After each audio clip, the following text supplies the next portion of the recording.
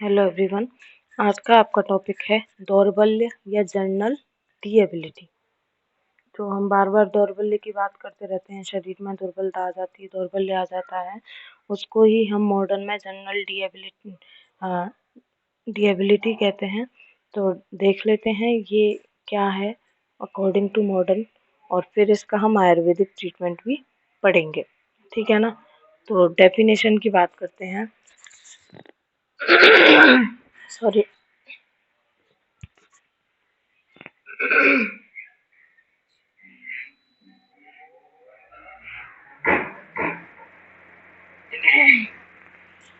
चलिए पढ़ते हैं। जनरल डिएबिलिटी।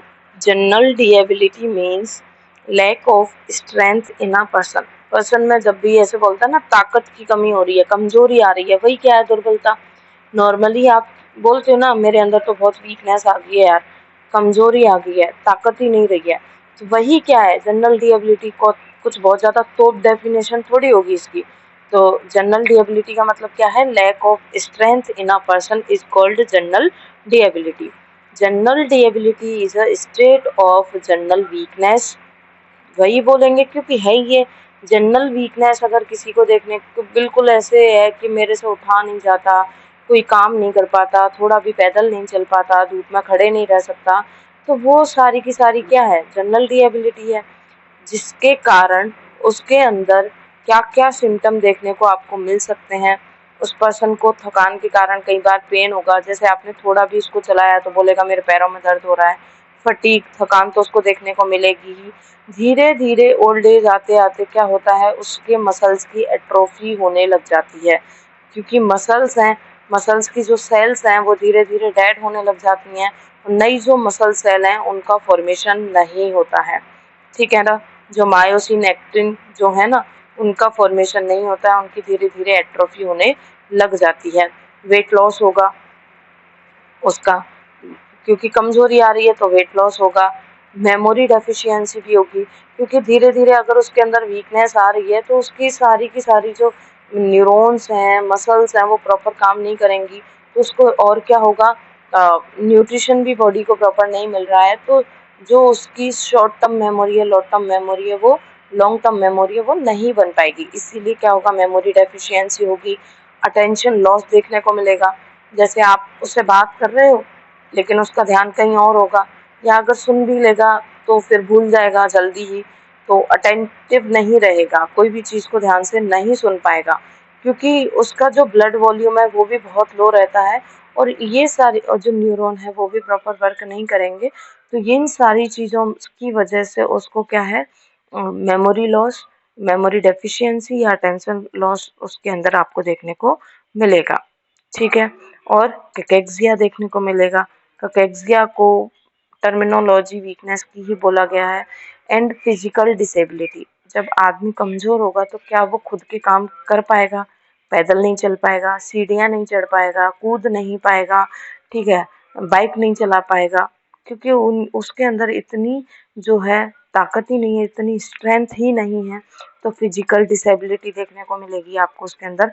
और लर्निंग प्रॉब्लम्स, तो ये कुछ जो सिम्टम है वो कोई भी जो पर्सन है जो दुर्बलता का शिकार है या जनरल डिएबिलिटी है उसके अंदर आपको देखने को मिलेंगे। कारण क्या रहता है जीडी का?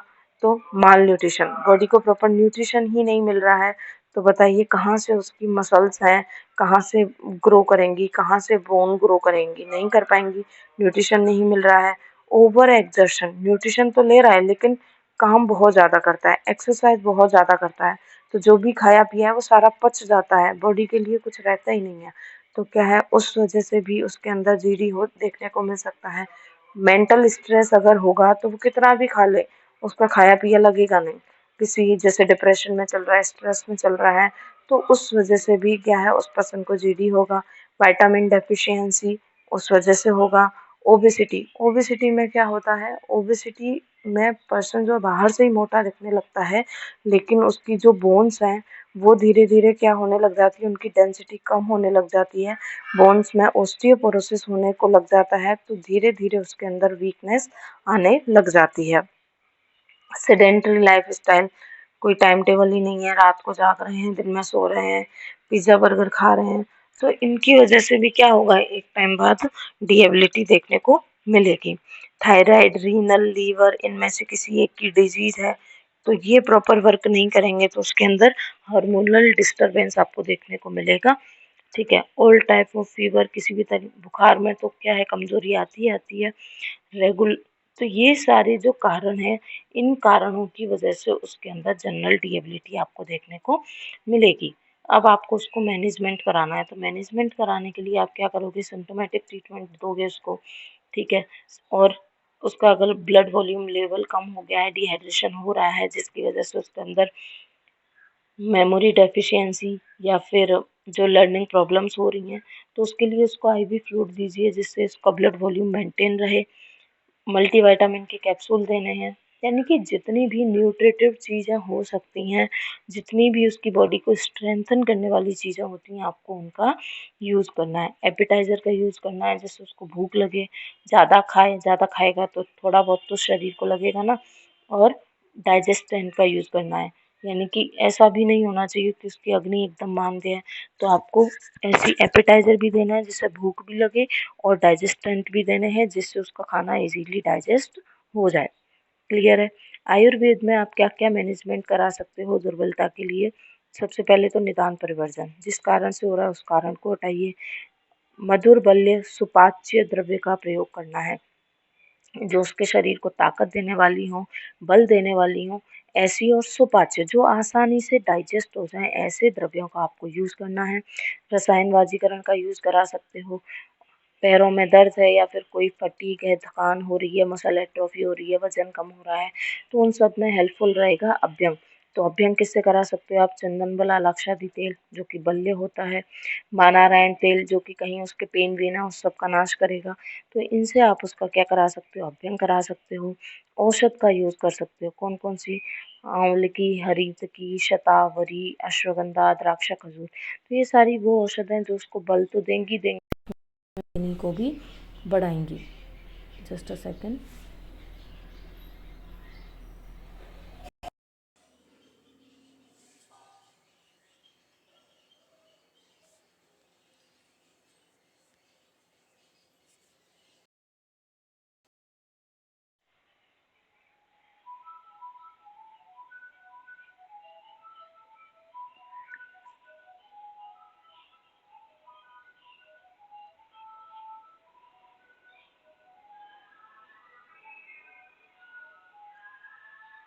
हाँ, तो हम पढ़ रहे थे कि साथ साथ जो महानारायण तेल है या चंदन बला लाक्षादि तेल है, इनका आप अभ्यंग करा सकते हो।